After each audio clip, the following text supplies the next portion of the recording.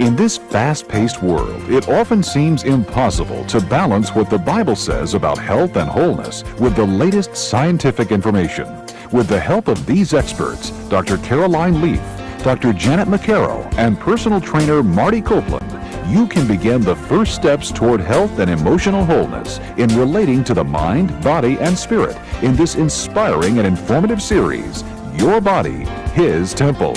Now let's join Dr. Caroline Leaf for Session 3, Beating Stress. Are you ready to de-stress? We're going to talk this morning about how to de-stress. Yesterday we spoke about how thought forms, how it can become toxic. Now we're going to look at the effects that this toxic thinking has on our body and how to actually control that process. So before we start, I want to talk about the scripture that I have up here. The leaves of the tree are for the healing of the nations. That is a scripture that God gave me about 15 years ago to put on my business card and to put throughout our organization. We have that scripture. And the reason that I believe that scripture is so important is because the leaves of the tree are for the healing of the nations. Your nerve cells are like trees, and the leaves that you put on your trees, the words that you put on your dendrites, the dendrites that you grow, and the information you place there are going to be for your healing or for your destruction.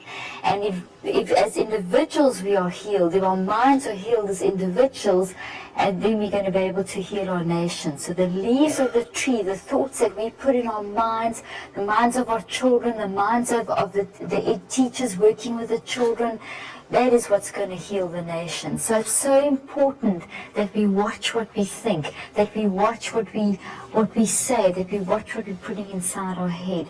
And if we can understand and have a clear vision of how those thoughts are formed and how they become toxic, we can have a much clearer vision of how to actually change that and make sure those leaves are healthy that we're putting on our trees.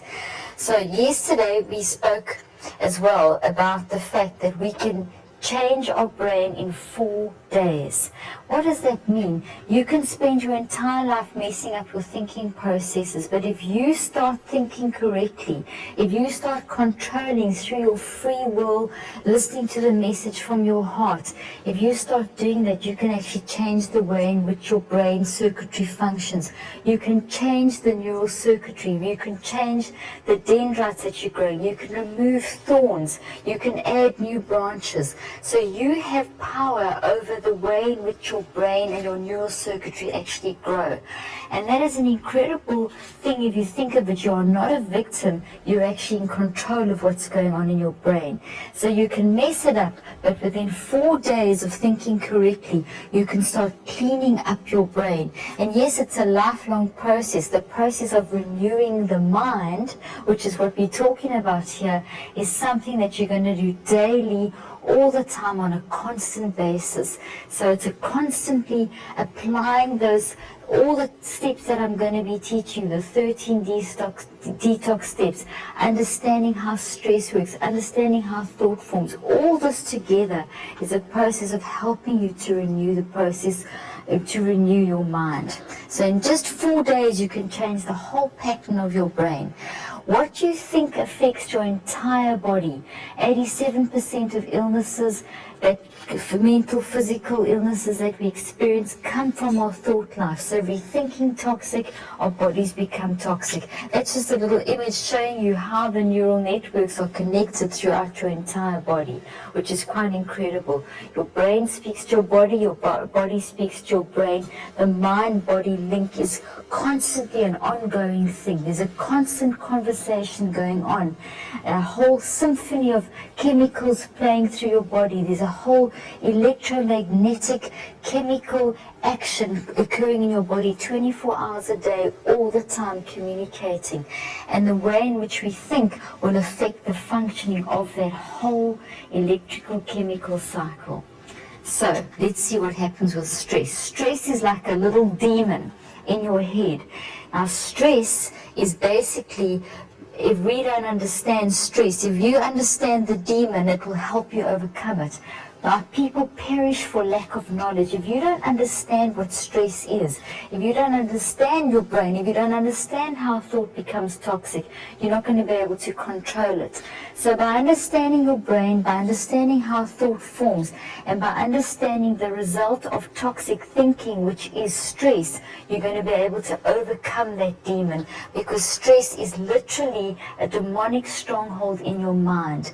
When stress goes wrong, it has 3 stages. When stress goes wrong, it becomes a complete demonic stronghold in your mind and completely wrecks the way in which you function intellectually and physically and emotionally.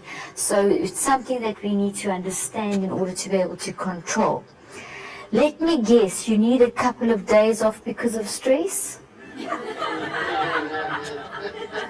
It's time for professional help if you find yourself trying to deal with stress in these ways.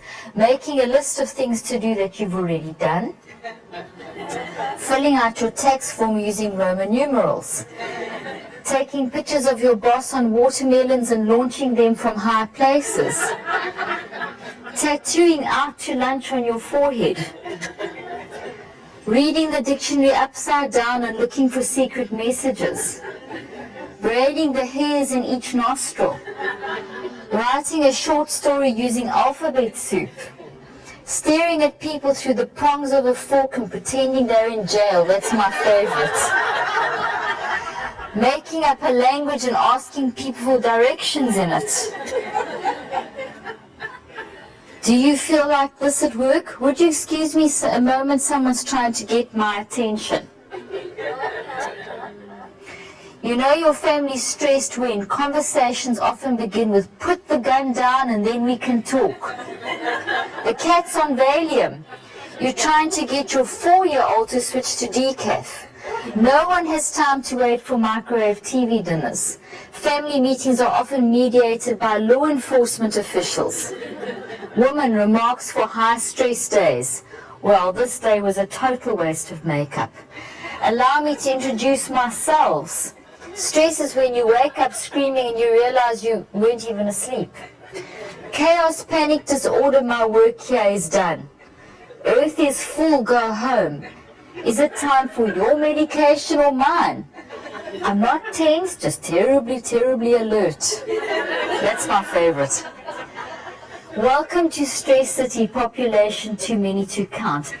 Every time I give this lecture, every time I go anywhere, every time I just talk to people and just listen to people's conversations, the word I hear the most is I'm stressed.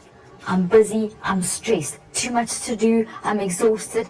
And you know, this has really worried me, because when I have researched stress over the years, there's 3 stages of stress. And the first stress is necessary for survival. The second and third stages are not necessary for survival. Those are the problems. So if we can understand the 3 stages and understand that stage 1 is good for us and how to manage stage 1, then we can, and recognize the symptoms of stage 2 and stage 3 of stress, we can actually improve our whole lifestyle. Now, what is stress? Let's see how it happens. We have 2 types of emotions, as I mentioned in the last 2 parts of the series. You have faith-based emotions and you have fear-based emotions. Out of the faith-based emotions come all the positive emotions, and out of the fear-based emotions come all the fear-based emotions. Now, faith and fear are spiritual forces, and they're opposite. They cannot coexist in a memory. And that is why when you have a toxic thought and you grow thorns, you cannot grow a new memory over the old memory until you've actually removed those thorns through forgiveness, letting go, etc., etc., which removes those thorns, and you can build the new memory over the old memory, where you can still remember how the abuse or the pain or whatever, but because you've dealt with it, you can now cope with it. So you can build a new over the old when you've removed the thorns, like unto like. So you can have 2 faith memories together, but you can't have a fear and a faith memory together. So if we look at that principle, as faith decreases, fear will increase. That's how it basically works. So as your thinking starts stinking and becoming toxic, your faith level will start to drop. Your fear level will increase. Your fear will start to dominate. You will start feeling out of control, and you will shift into the reaction that we have to faith decreasing and fear increasing, which is stress. Okay.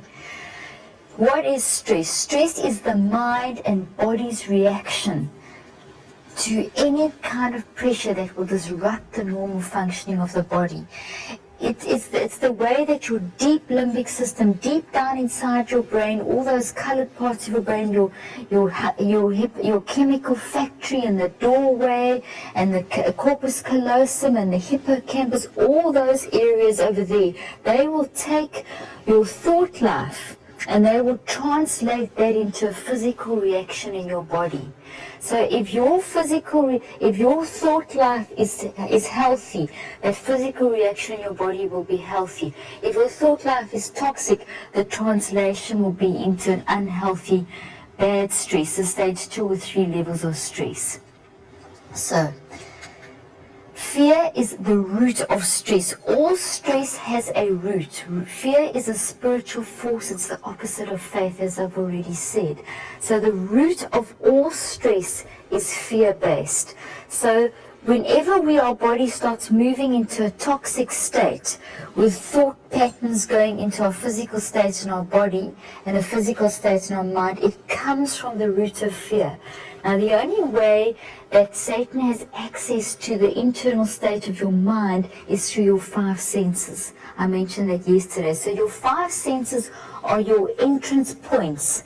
That's what Satan will use to get access into the depths of your mind. Now, if he can get in and get your stinking toxic, he can make you sick. So you have to stop that happening. You have to be aware, and that's where we spoke about the free will, and listen to the message from the heart, and we'll explore that in more depth in the 4th session. But what we have to understand is that five senses, that's where the entry point where things are going to come in at us. So your external source of stress is coming from your 5 senses. And if it's faith-based, it's not going to be a bad form of stress. It's just going to put you into stage 1. But if it's a fear-based stress, it's going to shift you from stage 1 to stage 2 to stage 3. So one has to recognize which type of stress is coming at you. Is it a fear or a faith-based stress? And then to be able to deal with that. So fear, the root of stress is fear. It triggers more than 1,400 known physical and chemical responses in your body, and activates more than 30 different hormones and neurotransmitters. And it activates them in such a way that it has an incredible physical effect on your body. If you recognize this image now from looking at watching part 1 and part 2, over this part over here is where the magic trees of the mind are, and there your eyes and your ears. Now that is I just represented 2 of the 5 senses. So this is where the input's going to come in. So your external stressor will come in through your eyes, your ears, and your other 5 senses. And it will come in through the brain, and it will go up into the magic breeze through the trees, and you'll activate that breeze through the trees, which will then activate a reaction in the chemical factory, which will cause a secretion of chemicals, and then the information goes through the hose pipe, and your corpus callosum is activated via your free will to think about that information, and then you make a decision based on the message from your heart about what are you going to do about that information that's now coming in at you. So the external stressor will come in and create that reaction. At the same time, it's also activated an internal state as well, because your internal state of mind is in the magic trees of your mind. So the external stressor will also activate an internal reaction. This is all full of memories. So you have an external stressor and you have an internal stressor. So we don't just respond to the external. will respond to the internal as well, because you'll have, let's say someone attacks you, or you've had a situation of an abuse or something like that. Let's take an attack. Someone attacks you. Now that's an external stressor. Now that situation happens, you go through the whole stress reaction, etc. But now let's say that you haven't dealt with that issue.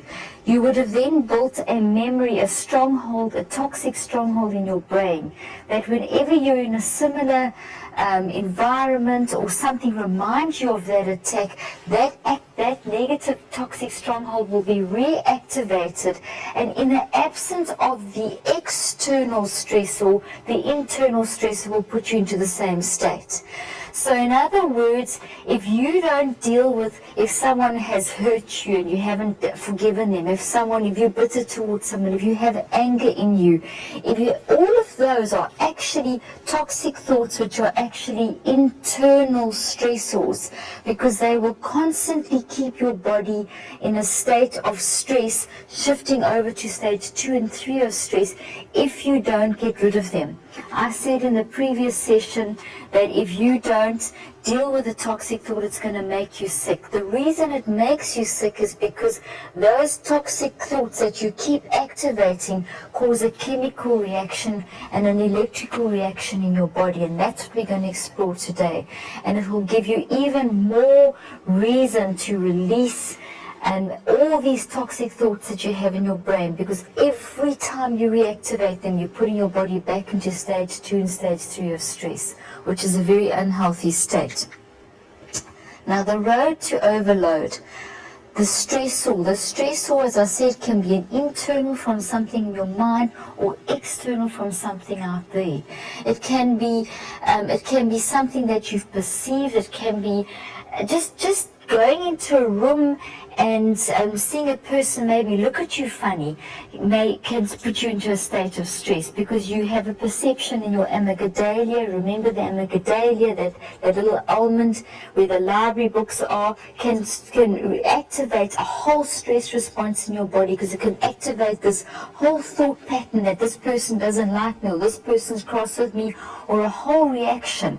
So we constantly have to watch our internal thought life as well as just the external. We tend to think that stress only comes from the external, but most of the time stress actually comes from what we do with the external inside our head. In fact, most of the time that is the case. It's what do you do with the external inside your thought life through that whole process that we've tracked, that will then determine how your body's going to react to that.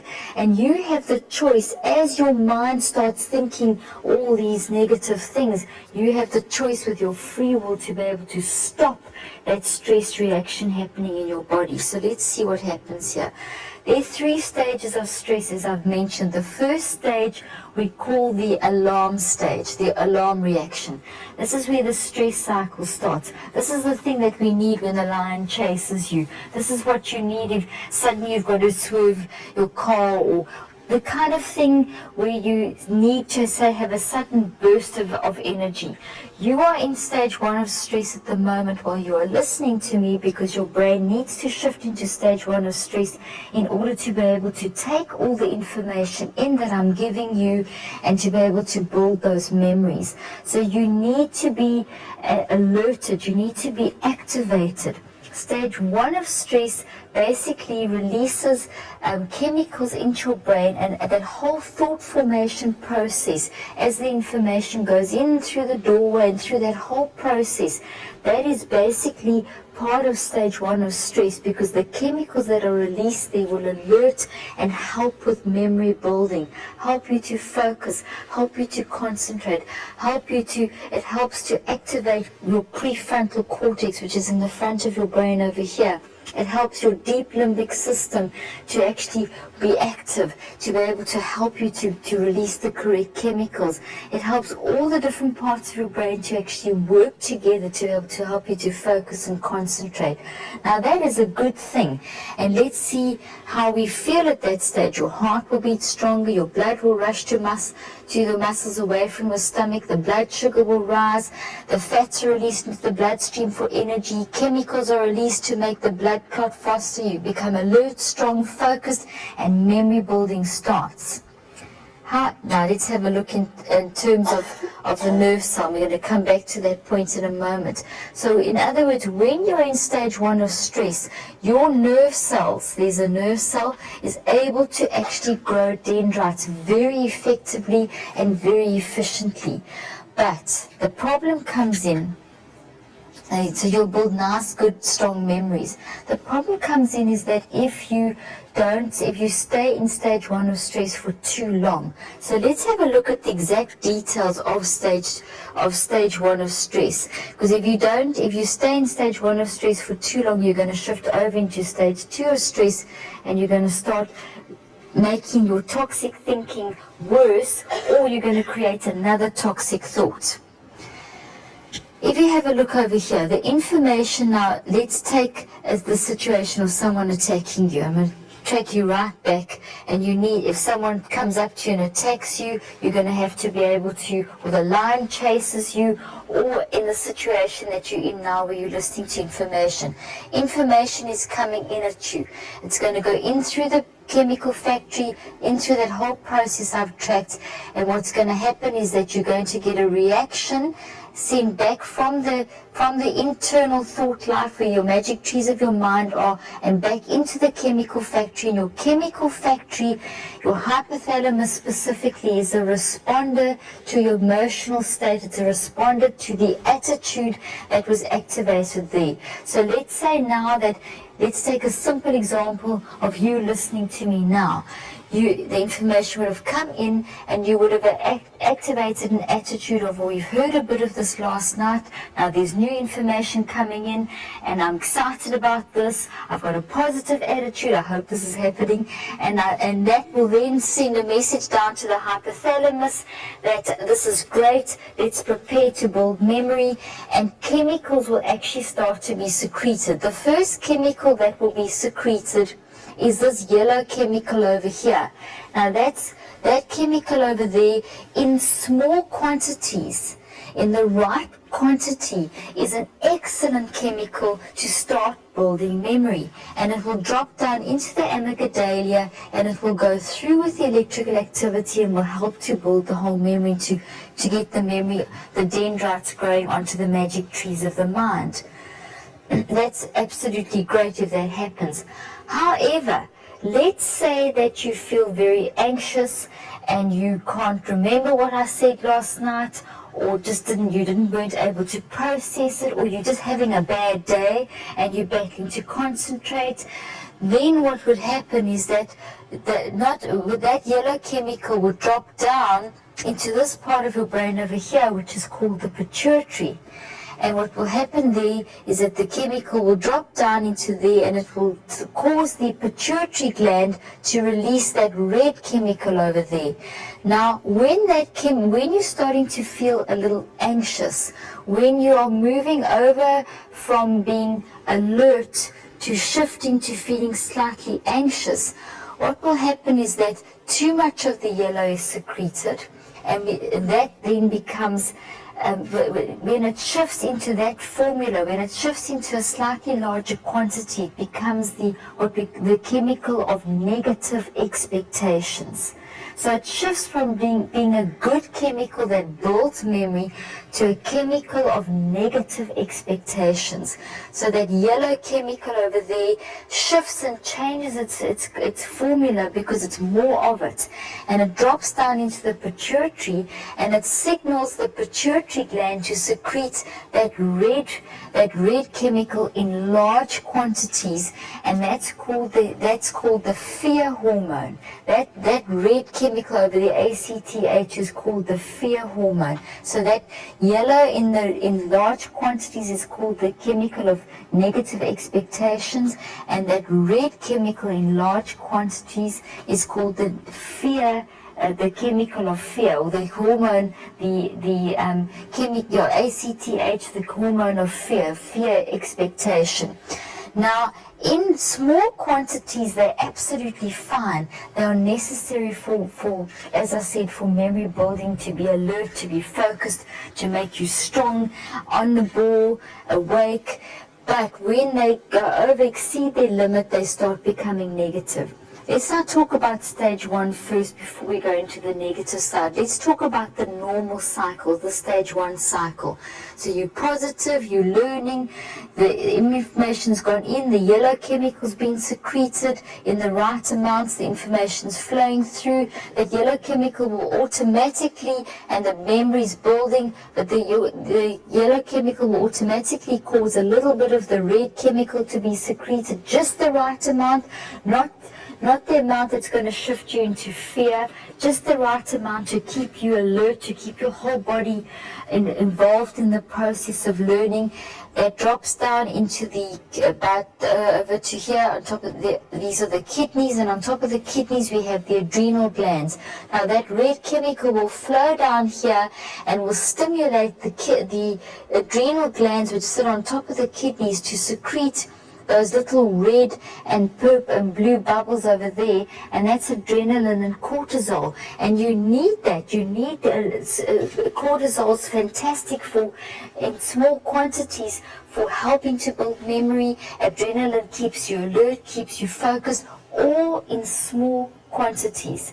So as that happens now, you've built the memory, then what will happen, and as you start relaxing and as the memory starts to build, then these chemicals will then flow up to the pituitary. These adrenaline and the cortisol will flow up to the pituitary, will bathe the pituitary, and will tell the pituitary it's cool, relax. The memory's being built, the people are focused, the attention is there, you can stop squirting out the yellow and the red chemical, and the cycle actually stops. And you go into a settled state of processing and building memory. And as soon as you lose attention again, your body will shift back into that cycle. You'll start secreting the yellow and the red and the green and the blue there in small quantities. And when there's enough, it'll go back, and it will cause the pituitary to stop secreting, and that is a very positive cycle. Short bursts of those chemicals for short periods of time, not long periods of time. And when that happens, you build memory, and that's good, that's great. However, now we shift over into stage 2. If you have an internal stressor, so the external stressors come in. Now let's say that you have an internal, somewhere in your magic breeze, you've activated some toxic thought that says, I just can't take all this information in. It's just too much for me. I'm not going to be able to process this information. And you give yourself, you have this whole toxic thing being activated, maybe from school days or from your past where you really battled maybe to sit and concentrate or something like that, and suddenly that thing starts coming up, that memory starts coming up. And what that will do is that memory will then send another message down to the hypothalamus to say, listen, I'm in a state, I'm worried, I can't do this, I couldn't do this at school, how am I going to do this now? I can't remember all this information. And you start sending this emotionally chaotic message down to the hypothalamus, which will respond to your thought life, and it will start to pump and pulse, and it will start to pump out more yellow. So of that yellow chemical, the chemical that in larger quantities, so now it shifts from being good into negative. Okay, and it starts becoming a fear-based chemical, and it will start drowning when the adrenaline and the cortisol go up there to bathe the pituitary to stop the yellow pumping. There's too much yellow. The yellow will override that. So the yellow doesn't stop pumping. Now, as soon as the yellow pumps into the pituitary, it's going to cause the red to pump. And then the red pumps, because that's in large quantities, And then those two will override the controlling effect of that. So then that just doesn't stop pumping. So what you then have is a situation where you have too much yellow, too much red, too much green, and too much blue chaotically flowing through your whole body. Now that is stage 2 of stress. In stage 2 of stress, you can stay in for 10, 20, 30 years, because what will happen is that you will shift in and out of stage 2 of stress, because you'll have like a weekend or a holiday, or you go to a movie and you relax, or you have a great time with your kids, and every time you relax, the yellow and red will subside, and the whole cycle will calm down, and you'll rejuvenate a bit, but then you shift back into it again. And over time, you shift into that stage too quickly. So it becomes easier and easier and easier for you to actually shift into that high chemical stage, that negative fear-based chemical stage too quickly. It becomes more and more difficult to control, and eventually after 10 or 20 or 30 years of it, where you, even within 5 years, you'll find that you start getting constant aches and pains, and you're getting heart problems, and you're getting digestive problems, and you've got a spastic colon, and suddenly you've got hypertension, and your blood pressure's increasing, and you're getting all these funny illnesses starting in your body, and you're suddenly at the doctor more than you'd like to be, and there's just, everything seems to be going wrong with your body, and whatever virus is out there you're catching, and whatever bits of flu you're catching, and that becomes a problem. So what's happening there is that the constant flow of chemicals through your body starts hitting the different organs in your body, and with time you will shift over into stage 3 of stress. So just to summarize stage 2 of stress is the resistance stage. It's called acute long-term stress.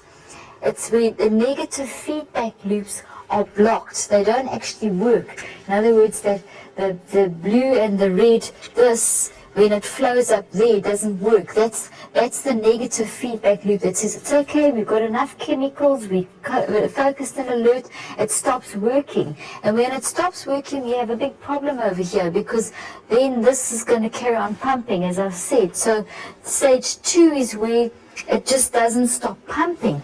We call this the hypothalamic ACTH loop, and that loop just does not stop pumping, and it carries on and on and on. You get more CRF that's the yellow chemical being secreted, you get more of the red chemical being secreted, you get more cortisol and adrenaline being secreted. The CRF ACTH loop just keeps pumping and pumping. All electrical chemical feedback loops become disrupted. Your body has got 2 types of currency. The one type is electrical and the other type is chemical. So you are actually a combination of electrical, chemical, electromagnetic and chemical cycles that are going through your body, all flowing through these cycles. We call them the biochemicals that flow in these cycles all the time. And in order for you to be able to actually function properly, these cycles have to continue in a very smooth manner constantly. Now, when we're in a state of stress and we have an excess of those chemicals, it disrupts those feedback loops, and that's what starts making us sick. So all these electrochemical feedback loops become disrupted and we get sick, and then we start feeling funny. You'll find your thinking, your memory becomes foggy. You have a lack of creativity. You start feeling tense. You start feeling sick, anxious, depressed, overwhelmed, out of control, wanting to give up as you progress through stage 2. That means that this whole pituitary, this whole cycle just does not stop pumping. This yellow and the red is just it's constantly pumping through your body. When that pumps through your body, you can't hear your heart, because the ANF that is secreted from your heart, which calms you down and helps your free will to make good decisions, is blocked out by all the stress chemicals. The cortisol, when it flows through your brain, as cortisol flows through your brain, remember the dendrites? As cortisol flows over them, they just shrink like this. They just absolutely shrink. When you go into an exam and you have a sudden panic attack and you go completely blank, that's what it looks like. Cortisol, a rush of cortisol into your brain, an excessive rush of cortisol makes these plump down. Once the cortisol levels drop, these will plump up again. But over time, excessive amounts of cortisol will actually move through your brain, and like battery acid, they will literally corrode and break off those little branches. So you literally will have broken memories on your dendrites from that cortisol. So cortisol over time is destructive. If it's in large quantities, it's not supposed to flow except for burst and then stop, a burst and then stop, a burst and then stop, not a constant flow. So stress, a burst of stress is healthier than constant daily stress. That drip, drip, drip, drip, drip of constant daily stress completely confuses your whole immune system and puts your whole body into a complete state of illness, mentally and physically. Okay, so stage 3 of stress is the exhaustion stage. This is the death cycle, literally. The stress system just never stops reacting. The organs don't relax. You basically, you have organ and system breakdown, you have tissue damage, you even have changes occurring at the cellular level. Your cells have memory and they even change. I'm going to show you pictures of that right now. Now that is not a strawberry, that is actually a cell. It looks like strawberries and cream. Okay, that is a cell, and on the outside of the cell is the cell membrane. And those little bumps on there are what we call receptors. Now, those receptors over there respond to the chemicals that flow through your body. So here are all the chemicals flowing through your body, and you have many, many, many biochemicals flowing through your body, peptides and hormones and steroids and all kinds of things flowing through your body. And as they flow through your body, they carry a photocopy of memories from your head, and they carry emotion. So they're called information, emotion molecules. Okay, now those things flow through your body, connecting the mind, the brain with the body, and talking to each other and communicating with each other. They flow through all the extracellular fluid in your body, the blood, and through they flow. That's how they get through your body, and they move through your body. Now they flow over a cell, and if you just imagine that I've taken a piece of that, and there's the cell membrane in green. So I've taken just a piece of that, and there's 2 receptors over there, 2 of those little red bumps over there. They have a very specific shape. They don't just have a random shape, they have a very specific shape. I just made them little hearts for fun. Okay, now what will happen is that red chemical can only go in there, but the yellow chemical can't. In other words, they're specific. And what happens is that little red chemical vibrates as it's passing through. It literally is like a symphony playing, like an orchestra playing. It's like your body's, they call it your body's music.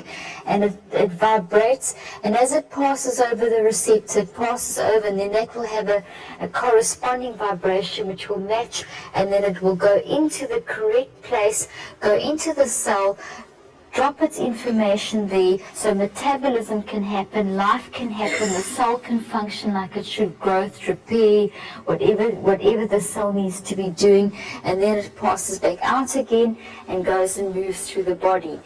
Now, then the yellow one won't fit in there, but the red one will, and so on. That's how it works. So they're specific. Now, at the same time as all the good chemicals flowing, we also have bad chemicals flowing. We have cancer cells flowing through our body at all stages, and our immune system will send out little killer cells that will go and kill those cancer cells. We have viruses. The immune system sends out killer cells to go and kill them.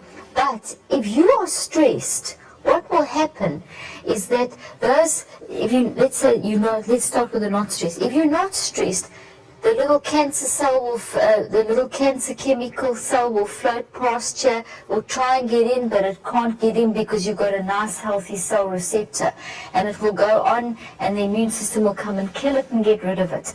The reovirus, which is the cold and flu virus, will float through here, try and get in, can't get in, get killed by the immune system. And so that's the normal system. And if you're just in stage 1 of stress, that's what will happen. But if however you shifted to stage 2 of stress, look what happens. the excessive amounts of cortisol, the red, the yellow, the green and the blue, all those different stress chemicals, and there's a whole lot of others too, but those are the main ones. As they flow through, they corrode like battery acid, and they corrode that cell receptor, so anything can drop in. So whatever's floating past will just drop in. So the stuff that your cell needs plus what it doesn't need drops in. That is why when you are very stressed out, it's easier to catch a flu bug and to catch a cold and to get all those little funny things that are going around. And people talk about MS and yappy flu and that kind of thing. Being, chronic fatigue syndrome, that kind of thing, where you're constantly feeling sick and tired and catching everything. That is just basically when you have shifted towards the end of stage 2 of stress, and you've got so much of this in your body that anything that's out there hits you, which is exhausting. So you feel constantly exhausted because your poor cell receptors are just accepting everything that's floating around, everything that you inhale, everything that goes in your body is just floating around, and it's going into your cells and making you exhausted. So that is a problem over there. But fortunately, within 4 days, you can change your neural circuitry, and your neural circuitry is linked to your body's linked to your brain. You can change that back. That through changing your thought life, through watching how you deal with toxic thinking. That is simply a result of toxic thinking. Stress is the reaction. The stress is the deep limbic system taking your thought life and converting it into a physical reaction. There is a physical reaction. The disruption on the cell membrane, which then allows anything to just enter into the cells of the body, disrupting the way in which the body actually functions. So we can change that. By changing your thought life, that can heal and that can revert back to that. God is an awesome God, that He created our body. We can mess it up for years, and within 4 days we can start healing. But as I said, it's a constant, ongoing process. It's not something that just happens like that. You can't just do it once and expect it to be done. You have to do it constantly. All the time you have to work at this process of your thought life. It begins and it ends in the brain, because whatever starts here will cause this whole cascade of electrical chemical reactions in your body. So if we move on, how do you feel at stage 3? All organs on heightened alert for too long. The adrenal cortex is enlarged. The spleen, lymph nodes, thymus, immune system shrink. The entire immune system becomes depleted. Your blood pressure increases. Memory and all mental functions will decrease. You get very ill. You feel a loss of control, failure, trap, self-doubt. These are just a few. Over time, the mind simply burns out, and you go into emotional black hole, and death can result as well from that. So stage 3 is dangerous. We tend to stay in stage 1. Well, stage 1 is good, as we know. Stage 2, people stay in for the longest period of their life. Most people are living in stage 2 for most of their life. Then they suddenly shift over into stage 3, and that's where we see the big illnesses coming in. And they are saying, the medical research is saying, that 87% of those big illnesses are coming from our thought life. So that's something that we need to be aware of, and that we can actually change. We can actually influence the way in which our bodies are actually functioning. This is an actual slide of what it looks like in the brain chemically. When you are stressed, look at this. Can you see this here? The squirts, the excessive squirts of adrenaline and cortisol, when it should be calmer. That's a calm there. All those squirts over there, that firing over there, is chaos in your brain. And that chaos of those chemicals, now those chemicals are carrying memories. They are carrying electrical impulses. They are carrying emotions. They are carrying electromagnetic fields around them. And when they're chaotic, your head's chaotic, your heart's chaotic, you're going to be sick. You're going to find that all your chemicals, all those peptide loops, all the electrical chemical loops are disrupted. They can't flow normally. It's almost as though there's chewing gum in those loops, and they get stuck, and they're shooting here and they're shooting there, and that's just going to throw your body out completely. What you think affects your whole body. We cannot ever forget that. What you think affects your whole body. Now let's check this. This is the most fascinating thing. When I did this research, it fascinated me. When those chemicals in stage 2 and stage 3 are coursing through your body at will, just madly going through your body like that picture, moving through your body, they don't move randomly through your body. This I found so interesting. They actually move in a very specific sequence of attack. And the first area that those chemicals will attack is your cardiovascular system, your heart. So that's literally like they all go and they say, right, let's go here, boys, heart first. And they go there and they hit the heart and they start attacking the heart, and you start finding angina, heart attack problems, high blood pressure, stroke, aneurysms. All these things start happening as a result of these chemicals hitting there first. Now, if you think of it, your heart pumps blood. The life is in the blood. If you think of the plan of attack of the enemy, if you can kill the life of a person, if you can start squeezing the life of a person, you've already started winning the battle. So before it even gets in your head, you're still clear thinking at this stage. When those stress chemicals are coursing through your body, they first go to your heart. So your mind is still focused, alert, clear, hasn't been affected yet. It's first your heart. So you start getting, your heart starts getting weakened, your blood pressure increases or drops, or angina, all these different things. So the life in the blood, it starts getting attacked. We often hear of young men in the prime of their life who've never seemed to have had a day's sickness, dropping down dead in the gym. That is also from the not dealing with toxic thinking, hiding it all their life, suppressing those emotions, and eventually that stress just built up and built up and built up, and bam, it hit the heart and dropped down dead. The immune system, the next area to attack is the defense system. So it goes from the life to the defense system. So then it moves through to the immune system. And the immune system is what defends us. So if you can break down the defense, if you think of a battle, fighting a battle, if you can get to the life of of your opposition that you're fighting, if you can start squeezing the life, and if you can start breaking down the defenses, you're going to win the battle. So if you see these chemicals like a battle, if you see this whole thing like a whole bunch of little demons carrying these chemicals, going to your heart, attacking your heart, getting the life out of you, then going to your immune system and attacking your immune system. I mean, just those are just some of the things that come out of the immune system disorders from your thought life. So your thought life, putting you toxic thinking into stress, will attack your immune system, and those can be the result of your immune system being attacked. For example, when your immune system if you have this constant drip, drip, drip, drip, drip of stress, your immune system becomes completely confused, and it starts secreting blood proteins called cytokines, and that will then cause you to get the headaches and depression and fatigue and all that kind of thing, and your body starts getting an autoimmune response. Let's take, for example, something like lung cancer. Some of the latest research in lung cancer, if someone smokes, your immune system will send out little macrophages to go and clean up, literally go and vacuum up all the dust in your lungs, and then you have another puff, and out they come again, and another puff, and out they come. Eventually, there's so many macrophages trying to clean up all the smoke and this mess in your lungs that they start mutating. So your body, you have an autoimmune response where your body starts attacking itself. So what was meant for good becomes bad. It's like the cortisol. In small amounts it's good, in large amounts it becomes bad.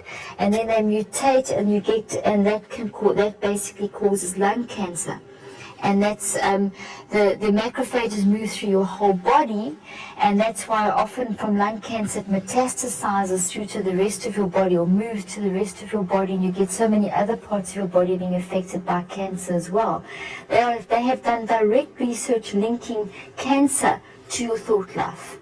There's literally not any disease yet that I have seen that hasn't been linked back somewhere down the line, tracked back to your thought life. They're saying 87% from the thought life, 13% from environment and genetics. So that's more or less what the statistics are, 13 to 20% from environment and genetics. So those are very important, but our thought life is more powerful than those other things. What you think is what you get. It's so true.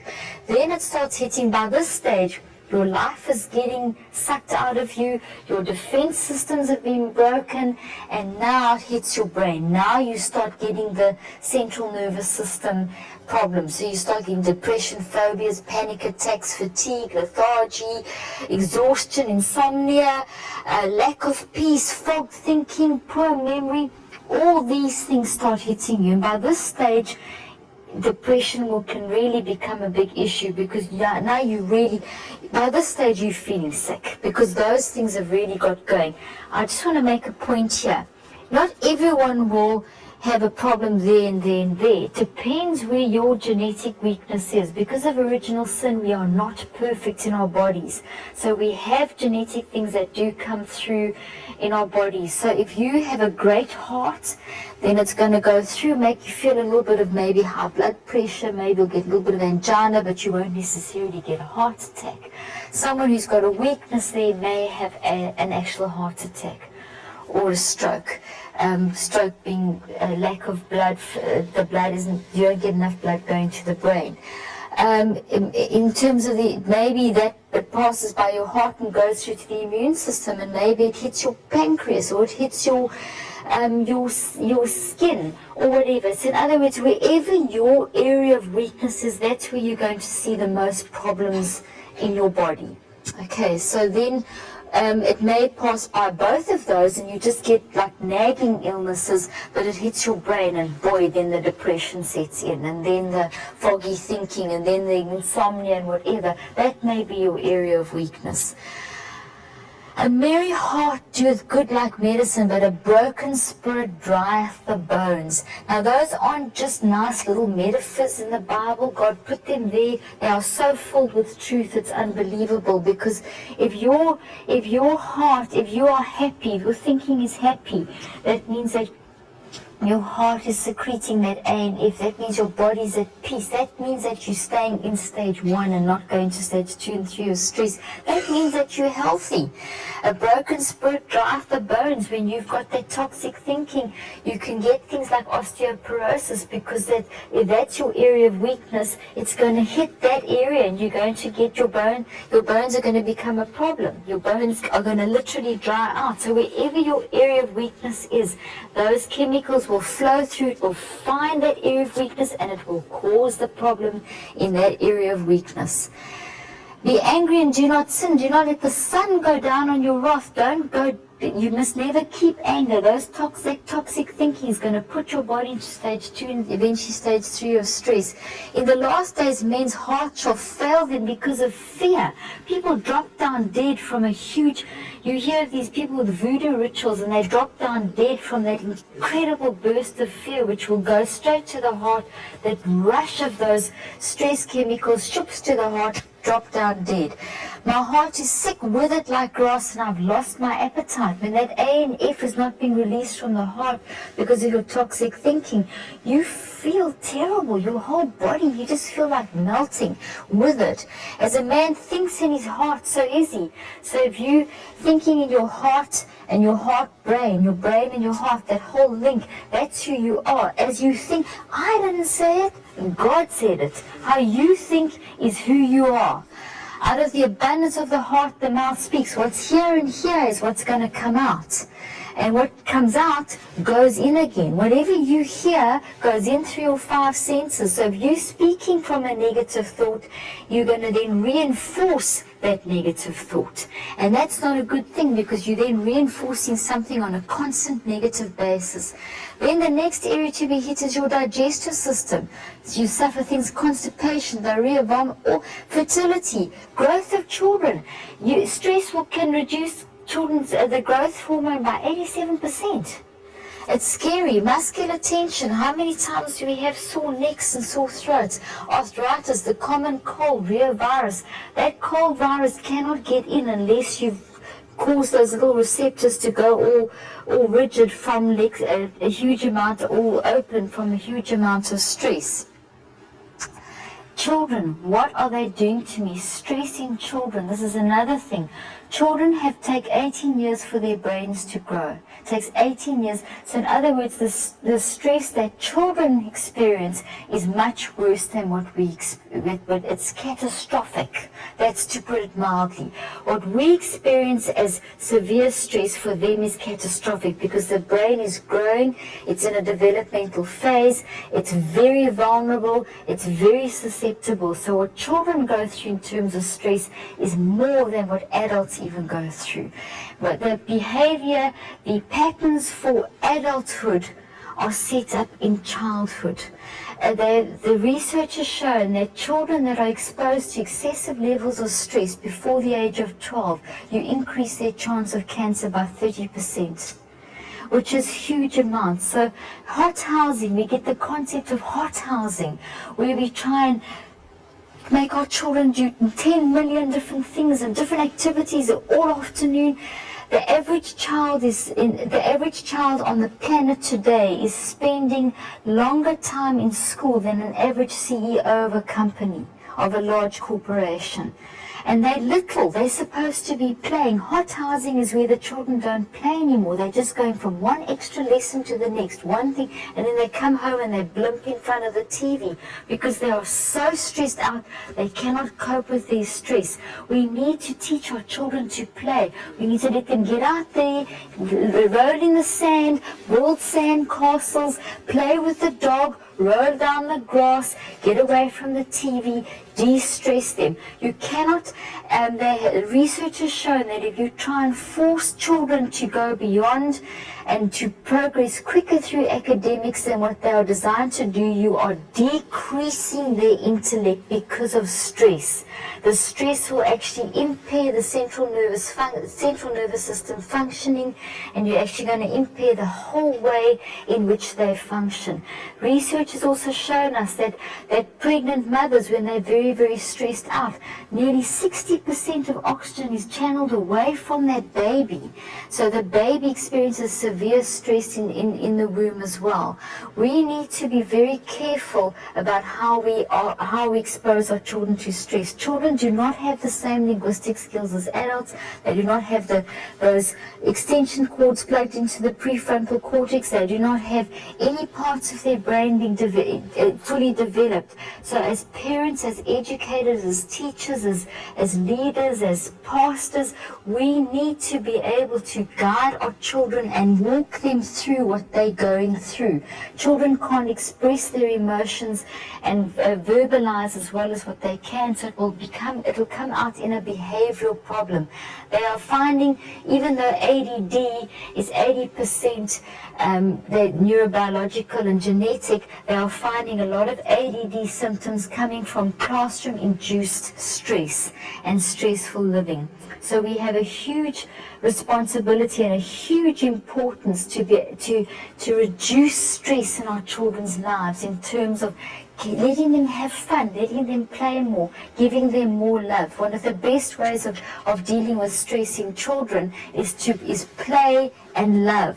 Give them lots of love, hugs, touches, and play. Reduce the amount of activities. My advice to any parent is don't let your children do more than 2 or 3 activities a week, and those activities should be fairly physical and creative. So maybe 2 sports days and 1 art day or a music day, or piano playing.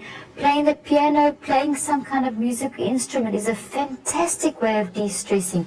It shifts Your musical intelligence in your brain is in this part of your brain that I'm pointing to now, and it shifts down into your deep limbic system in an area called the basal ganglia. And when that is, even if they don't play well, by playing a musical instrument, it calms down a lot of that chaotic thinking that has been stimulated through all the stimulation that our children are exposed to in daily life. We're seeing a lot of problems happening with children in this day and age. 20 years ago, we had the biggest problem was chewing gum and not throwing things in the dustbin. Now our biggest problem is children have to be screened for guns in the school. We have got a big responsibility to help de-stress our children, not to just de-stress ourselves, but to de-stress our children as well. Thank you.